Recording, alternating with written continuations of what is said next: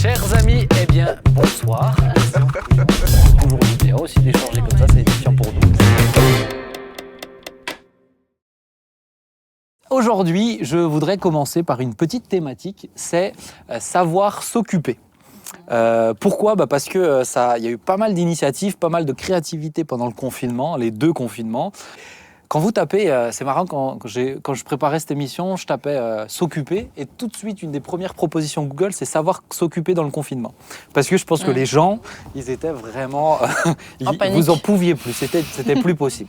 Et je suis fait une petite liste qui propose les 10 choses à faire. Là, j'en ai pris que 6, mais les 6 choses à faire pour le confinement, pour s'occuper, quelques petites idées. Relativiser et prendre du recul. Bon. C'est rien de concret, écoute, c'est ce qu'ils ont noté sur le site internet, donc moi je les crois. Relativiser. Ça prend le temps de relativiser. C'est pas faux, hein, ça t'occupe. Écrire des lettres à toute la famille. Ça c'est bien. La lettre, c'était un peu perdu et moi j'ai constaté que j'ai reçu des lettres pendant le confinement. Mais les gens... parce que les SMS, ça va trop vite. Organiser un escape game à la maison. Vous savez ce que c'est, un escape game ? Ouais. Tu sais ce que c'est, Jean-Marie ? Oui, mais enfin, dans la maison, c'est un peu difficile quand même. Non, tu te mets dans une pièce et tu réfléchis à une intrigue. Et puis le but, c'est de... après, si c'est petit, toi qui crée l'intrigue, tu connais les réponses. Vous en avez déjà fait en vrai ? Un escape game ? Non, jamais. Moi, jamais. Moi, ouais. Ah oui. Sur Internet, j'en ai fait, mais jamais en vrai. Non, nous en vrai, et on était enfermés en prison. On était dans une cellule de prison, il fallait réussir à en sortir. Alors pour ceux qui ne connaissent pas Escape Game, c'est un jeu, parce qu'il n'était pas vraiment en prison. C'est un jeu qui est à la mode en ce moment, il y a pas mal de ça. Le but, c'est de résoudre une énigme pour sortir de la pièce. Donc il y a pas mal d'indices, etc. Il faut rechercher et il y a un chronomètre. Donc voilà, Johanna n'était pas en prison, ce n'est pas un scoop que vous croyez d'entendre. Alors, mais on a perdu, si ça vous intéresse. Voilà. Oui, mais après... Alors, numéro 4, apprendre à faire vos produits ménagers. C'est très à la mode aussi. Oui. C'était un site féminin, non je sais plus. Oui, mais ça marche pas bien. T'as essayé ? Moi, alors c'est pas pendant le confinement que j'ai essayé, mais j'ai essayé par exemple de faire ma propre lessive ou de faire mon propre dentifrice avec du bicarbonate. C'est pas. Du coup, elle a pareil. un dentier depuis. Elles sont toutes tombées. C'est pour ça que j'ai des dents comme ça. Mais moi j'ai des amis qui font leur savon, leur lessive et en tout cas, je trouve que c'est pas aussi efficace. Ah ouais. Est-ce que ça sent aussi bon ? Non. Alors c'est ça. Étrangement, je les ai pas trop reniflés, tu vois. Je trouve que c'est prendre beaucoup de temps pour des choses qui... Enfin bref. Mais c'est à la mode de dire... Oui, il y en a beaucoup qui le font quand même. Et apprendre à cuisiner, bonne occupation, pas mal. La farine, on n'en trouvait plus pendant le confinement. Ah oui, c'est vrai. Et dernier, c'est visiter un musée virtuellement. Oui. Ça, c'est un truc qui se faisait pas mal aussi. Moi, je sais pas si je prenais trop de plaisir. Non, c'est pas du tout la Nous, on n'avait pas trop le temps, mais sinon, j'aurais bien aimé. Ouais. Bon, en tout cas, il y avait pas mal d'idées, il y avait pas mal d'autres choses, écouter des albums, de la musique. Donc, tout ça pour introduire et vous poser la question, subissez-vous les moments où vous n'avez rien de prévu ? Le rêve. Ah ouais. Alors, je sais pas, je peux intervenir. Oui. Écoute, tu es payé pour ça. Non, c'est pas On n'est pas payé pour ça. Interviens. Non, mais bon, en tant que chrétien, je considère qu'on a plein d'idées d'actions, d'activités, d'occupations. Ouais. Et si ça m'arrive de ne pas avoir d'idées et de rester quelques heures sans rien faire, ça me fait du bien. Moi, ça me régénère, en fait. T'es pas en train de te dire, oh là là, qu'est-ce que je vais faire ? Ne penser à rien. Il y a des personnes qui me disent, mais tu arrives à penser à rien ? Je dis, oui. Moi, j'arrive à penser à rien. C'est le blanc. Et je dors peut-être les yeux ouverts, je ne sais pas. Mais ça me repose beaucoup. Mais c'est pas aussi facile que ça de penser à rien. Et pareil, chez moi, c'est presque une seconde nature. Non, mais je fais des micro-siestes comme ça, On va pas faire de blagues. Ça me fait penser à un film. C'est vrai ? Je vais pas... Oui, non. Mais... À quel film ça te fait penser ? Ce que pensent les femmes. Ah oui. Ce que veulent les femmes. Alors là, chers amis, vous remarquerez, c'est pas moi qui ai fait de référence au féminin. T'as cité un film. Non, mais ils feront le lien qu'ils drôle. veulent. D'accord. Jean-Marie, tu subis les moments où tu... Parce que toi, t'en as beaucoup quand même. Hein. En tout cas, moi, je ne m'ennuie jamais. Et j'ai jamais l'impression d'avoir... rien à faire.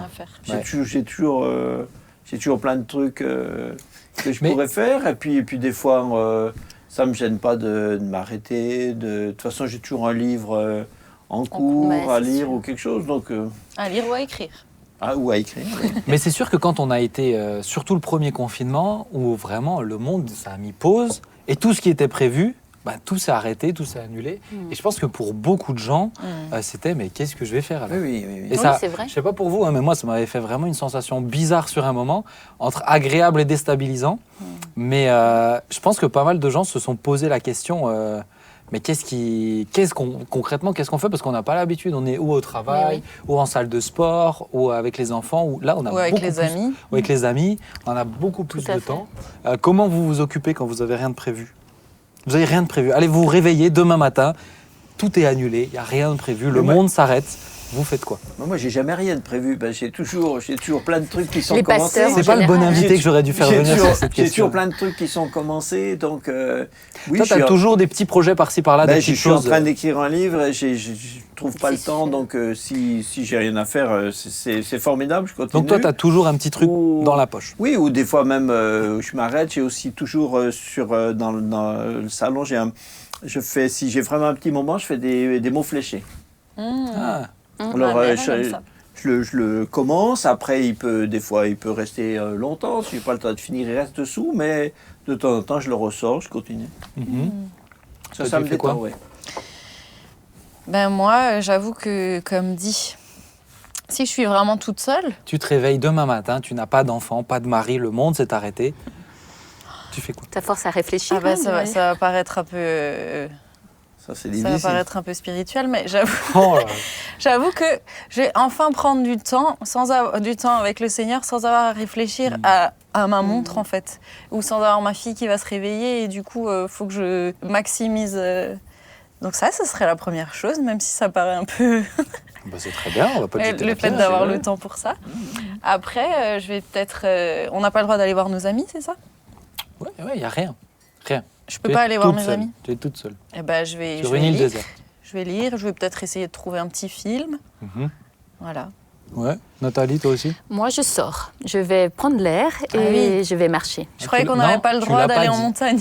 Tu ne l'as pas dit. Dans le confinement, c'est vrai, strict. Peut-être moi, j'ai une cour. Je sors dans ma cour. Mais c'est vrai que prendre l'air me fait du bien. Je médite même quand je marche, je prie, je chante. Mais pendant le confinement, on avait le droit. Ah oui, mais il y avait l'heure de sortir. C'est ça. Mais en dehors de cette heure-là, vous Surtout que j'ai un petit chien, donc on a toujours le droit. Ah oui, c'est ça. Ça, c'est le bon plan. C'est ça. Ouais. D'accord. Donc toi, surtout sortir. Sortir. Et si je ne peux pas sortir parce que le temps est exécrable, eh bien dans ces cas-là, je prends du temps avec le Seigneur aussi. Je trouve que ce sont des moments de qualité qu'il faut en profiter de ces moments de qualité. Et c'est un acte d'amour, les moments de qualité avec Jésus. Hein. Ouais. Mais des fois, je pense que les gens aussi, on peut avoir du mal à... On peut vite être dans l'angoisse parce que des fois, ne rien avoir de prévu, ça te met face aussi à toi-même et à Tu parlais de rien penser, mais il y en a où vraiment ça tourne, ça commence à cogiter à ce moment-là où tout est sur pause. Et rien que ça, je trouve c'est intéressant de juste s'arrêter, réfléchir. Tiens, mais où j'en suis? Qu'est-ce que je pensais avoir déjà fait et que j'ai toujours pas fait? Ou je trouve c'est intéressant aussi comme pour moi, ça m'angoisse pas, ça m'inquiète pas de ne pas avoir un programme. Oui, mais parce que t'es pas dans le besoin d'être occupé tout le temps non plus. D'être seul face à toi-même, ça te dérange pas? Ah ben non. Tu vois ce que je veux dire? Après, t'as l'inverse aussi. Il y a des personnes qui rentrent dans une certaine oisiveté parce qu'elles n'osent pas faire. Oui, c'est juste. Soit parce qu'elles ont échoué régulièrement et elles n'ont plus confiance en elles, soit parce qu'elles n'ont pas été encouragées par des proches et plutôt même dénigrées à chaque fois qu'elles essayaient de faire des choses. Donc elles rentrent dans une spirale où elles n'ont tellement peu confiance en elles qu'elles ne vont pas commencer des nouvelles tâches. Elles ne vont pas essayer de... Peut-être, c'est un peu comme une aventure pour elles, des choses qui nous paraîtraient tout simples. Et il y a aussi la flemme. Oui, mais la flemme, des fois, peut s'expliquer aussi. Oui. C'est éducatif aussi. On est d'accord, mais là, il y a aussi des gens où... C'est éducatif. La flemme, Moi, je sais, si les parents, par exemple, moi j'avais un papa qui faisait beaucoup de choses de ses mains. Donc, c'est sûr, on passait aussi du temps avec lui. Ça nous a permis souvent aussi finalement, d'aimer faire des choses de nos propres mains. On aime le travail fait par les mains. Mais les personnes qui ont grandi avec la télévision, par exemple, je pense que là, c'est difficile pour elles de trouver une diversité de tâches à accomplir. Et elles peuvent vite s'ennuyer, justement. La télévision, vite, ça va t'occuper, ça va t'attirer, en fait. Ouais. Rien que lire, il faut que tu te plonges dedans pour que tu accroches. Alors, la lecture et la télé, moi, je trouve que c'est complètement à l'opposé. Ah, ça n'a rien à voir, ouais. Mais la lecture, tu es obligé d'imaginer la chose. C'est créatif. Alors que la télé, l'image, elle est déjà là. Ouais. Tu n'as plus d'image. Mais c'est vrai que je te rejoins. Après, moi, je dois dire, par exemple, si les rares fois où j'ai vraiment rien de prévu, je suis tout seul, etc., c'est des moments que j'apprécie particulièrement. Mais si, durant cette journée, je ne fais rien... Ah non, c'est horrible. T'as une journée ratée. Étrangement, non. Moi, je culpabilise pas du tout. Non, mais je parle pas de culpabilité, je parle de... En fait, ce que Nathalie elle disait tout à l'heure, ouais. Bah ouais. Mais oui, mais parce que ce que je voulais dire, c'est que, je pense vite, il y a des gens qui peuvent dire, ah, mais cette journée, elle a servi à rien. Moi, je suis pas d'accord que juste de se retrouver soi-même et de... Parce que ça t'arrive rarement. Oui, mais tu auras quand même fait quelque chose. Tu auras quand même lu, tu auras quand même... parlé à ta femme. Ça t'est déjà arrivé de ne rien faire du tout? Tu restes dans ton lit toute la journée ou sur ton canapé? Ça m'est déjà arrivé, ouais. Malade. Ah ouais, non, c'est quand il était malade, en fait. Ça m'est déjà arrivé. Jugez-moi, faites ce que vous voulez. Mais en lisant? Mais non, rien faire. Rien. Ah, ouais. Alors ça, je peux pas. Ah, moi non plus, ça m'énerve. Je vais pas le faire tous les jours, mais je suis d'accord avec toi. C'est tellement rare. Moi, je dois dire que c'est des moments où j'ai apprécié. J'en ai pas souffert. En vacances, c'est lorsque tu es en vacances ou... En vacances, j'ai besoin de me promener et de lire, tu vois.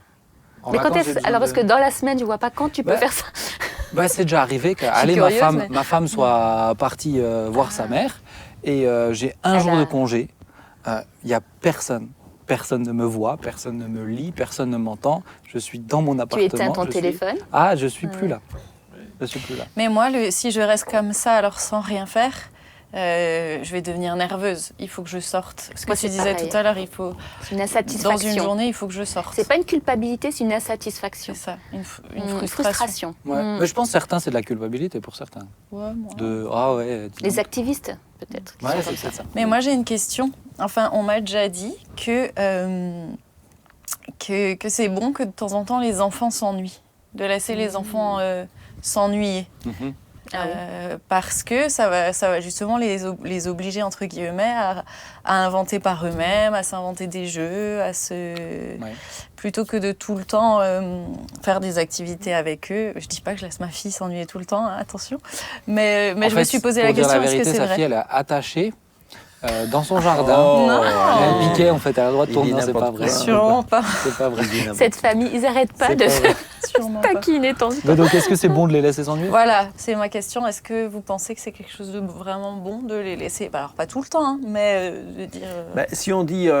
le mot est un peu négatif. Si on dit s'ennuyer, le mot lui-même est déjà un peu négatif. Maintenant, si on le dit autrement en disant qu'on n'est pas obligé de leur faire un programme tout le temps et de veiller à ce qu'ils fassent tout le temps quelque chose. Alors à ce moment-là, on dit la même chose, mais pas pareil, quoi. Ouais, mais je crois que oui, les enfants, forcément, si on veut qu'à un moment ils deviennent totalement des personnes autonomes, cette autonomie, elle se fabrique petit à petit depuis toujours, mais par tout petit palier. Ça me rappelle la prédication. Alors, les internautes n'ont pas pu l'entendre, Claude, pour la prédication de Noël, où le médecin, le psychiatre lui disait, mais maintenant, prenez le temps de contempler. Non, on a l'impression qu'on ne fait rien quand on contemple, mais c'est tellement nécessaire à notre bien-être, être connecté avec la vraie vie, quoi. Il y a une étude qui montre, il y a des scientifiques qui ont fait une étude qui ont prouvé que la contemplation, quelqu'un qui a l'habitude de contempler, de s'émerveiller, etc. C'est quelque chose que je fais très souvent d'ailleurs. Favorise l'épanouissement et par conséquent diminue le risque d'angoisse, de dépression, Absolument. etc. Ça calme. Et c'est une étude qui l'a prouvé. Et en même temps, ça te relie au Seigneur aussi, parce que tu es en train de contempler. Et les gens ont l'impression que tu ne fais rien, mais en fait, tu es très actif dans la contemplation. Oui, et puis c'est pas d'être actif devant les gens qui fait qu'on est vraiment actif. C'est Tesla. Tesla, toutes les machines, tout ce qu'il réfléchissait, il n'y avait rien qui était en train d'être dessiné, etc. C'était que dans sa tête. Il passait 15 heures par jour, les yeux fermés, Mais en fait, il réfléchissait à ces images. Et il dessinait pas? Non, tout était dans tous les mécanismes, tous les schémas étaient dans sa tête. Il dessinait dans sa tête, finalement. Ça, c'est du niveau quand même. Ça, c'est une approche. Hein. Ah ouais, on le regarde pendant 15 heures, on se dit, glandouille celui-ci. Mais en fait, non, il inventait.